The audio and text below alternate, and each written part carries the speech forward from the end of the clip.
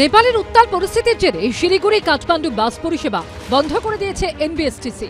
এই পরিস্থিতিতে সমস্যায় পড়েছেন সাধারণ মানুষ। নেপালের নাগরিক মোহাম্মদ ফারুক অসুস্থ ছেলের চিকিৎসার জন্য তামিলনাড়ুর ভেলোরে আসবেন। সন্তানকে কোলে নিয়ে কোনো ক্রমে হেঁটে পানি ট্যাঙ্কি ব্রিজ ধরে ভারতে পৌঁছন তিনি। बच्चा को लेके जो उधर मुश्किल हो गया था, हम पहली बार देखा है सीएमसी भेलोर में, वहाँ से ठीक होके आया। अब उसमें फॉलो अप के लिए जाना है।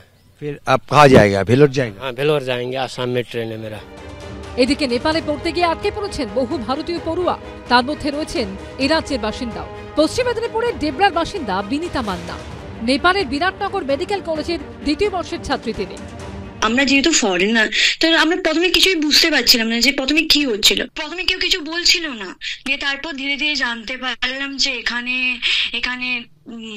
করাপশন হচ্ছে, লাক্সারিয়াস লাইফ চলছে পলিটিশিয়ানদের। সেটা দেখে সাধারণ মানুষরা প্রোটেস্ট করছে। কালকেই জানতে পারলাম একটা পাশের মলে আগুন লাগিয়ে দিয়েছে, সেখানে সমস্ত জিনিসপত্র লুট করে নিয়েছে।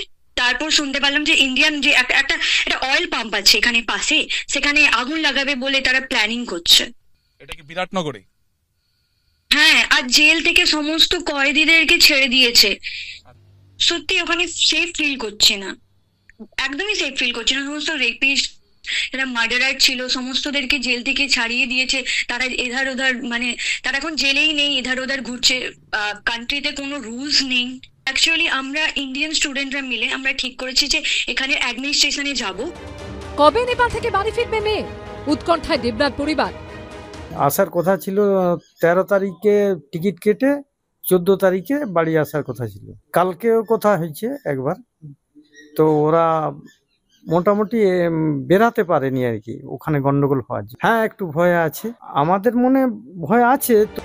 বিরাটনগর মেডিকেল কলেজের হস্টেলে প্রায় 100 জন ভারতীয় পড়ুয়া আটকে রয়েছেন বলে জানিয়েছেন ওই ছাত্রী। সুকান্ত মুখোপাধ্যায়, বিশ্বজিৎ দাস ও উজ্জ্বল মুখোপাধ্যায় রিপোর্ট, এবিপি আনন্দ।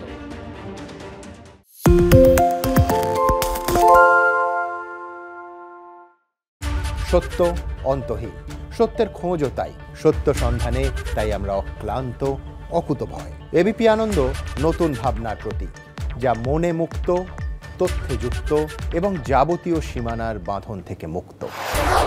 সীমা না শব্দটির মধ্যে লুকিয়ে আছে মানা শব্দটি, যেন চোখ রাঙানি এক অদৃশ্য বেড়াজাল, যা আটকে রাখে আমাদের এক ছোট্ট গণ্ডির মধ্যে। একমাত্র সঠিক খবরই গড়ে তুলবে এক মুক্ত সমাজ। সেই জগৎ গড়ার লক্ষ্যে কোনো সীমানার ঠুকুটি আমরা মানব না। এবিপি আনন্দ এগিয়ে থাকে, এগিয়ে রাখে।